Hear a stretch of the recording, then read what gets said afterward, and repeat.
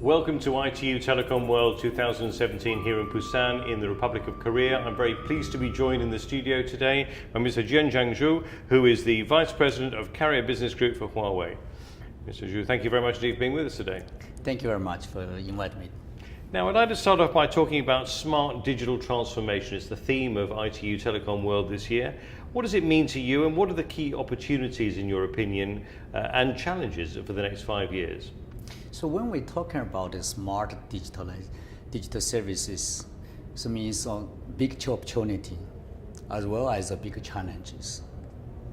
So now all the way we look at it back, start from the voice to short message to the video.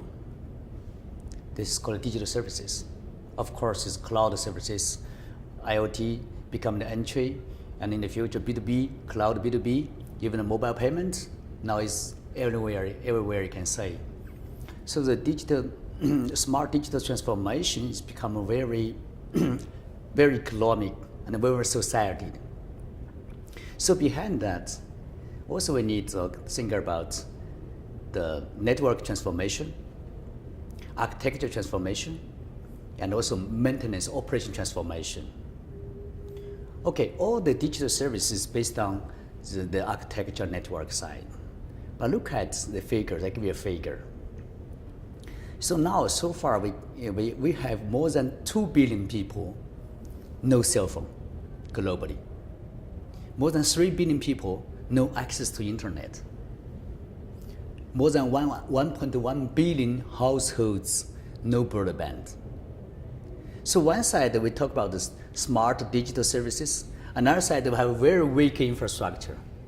So what do we do? According to the Huawei GCI, we found the front runners in this year, the GCI increased by 4.7 points. The adapter, which is between, is around 4.6 points. But let's look at the starters, just like 2.4. The digital gap and digital divide has become bigger and bigger. So we say the digital divide has become digital chasm, which is called the Muslim effect. So rich become richer, poor become poorer. So all the government and also decision makers and also the stockholders, we have to think about how to build very strong ICT infrastructure to enable the digital economic growth. And in terms of, we talked about it a second ago there, national broadband networks, what's the significance of them in emerging markets? Actually, the national broadband is a cornerstone, one of the cornerstones of the ICT infrastructure. And is one of the enabler of the digital economy, and also can bring up the national competitiveness. According to ITU research, we found only 10% of the home broadband penetration can make a contribution to the GDP by 1.3%, as well as employee rate by 3 or 4%, productivity rate by maybe 5 to 10%. So ICT is a cornerstone of the economic growth. So far, more than 150 countries has made their own ICT plan by using the policy and the capital investment and the incentive taxi to inspire and more investment and more investor come to the sectors. And what are the main challenges, in your opinion, of developing national broadband networks in emerging markets? We have a lot of challenges, otherwise we have very good results, you can say. The emerging market, the population is almost 70% of the global population. The number of households is almost 60% of the global households number. But look at the home broadband penetration. The globally in emerging market is less than 15%. In some countries, even less than 5%. If you look at developing countries, more than 40%, maybe 60%, something like that. So the gap is still there. The market is there. But what is the challenge? I think the number one is the cost. The cost is too high. Nobody is going to invest. If you are an investor, whatever in technology investor or government or some private sectors, you have to think about how soon and how quick take back what you invest. If the ROI, we see return of the investment is too high, more than 10 years, nobody's going to invest. On other hand, the end users' affordability is low. The cost is high, affordability is low. So these are problems. So how to solve the problems? Let me give you an example. For the site acquisition and ROW, right away.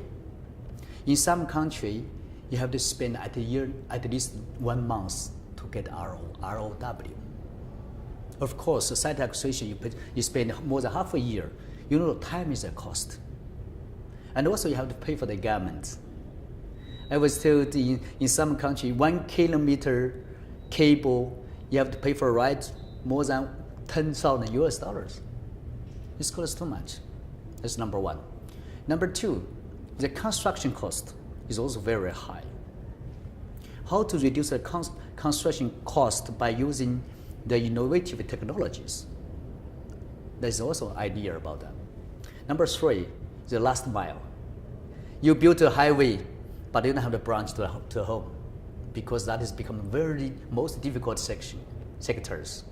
So how to talk to build up an ecosystem to bring down the difficulties of the last mile. Let all the families' homes very easy to get access to. That is number three challenges.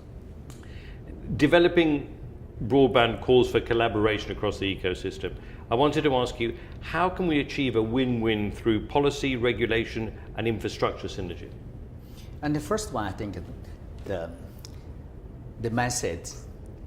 So we have the same target to bring up the home broadband penetration. Maybe if government, maybe the regulators, investors, all the participants, we have the same target. So how to work together? I think the government, you have to have a very good policy to create very good environments.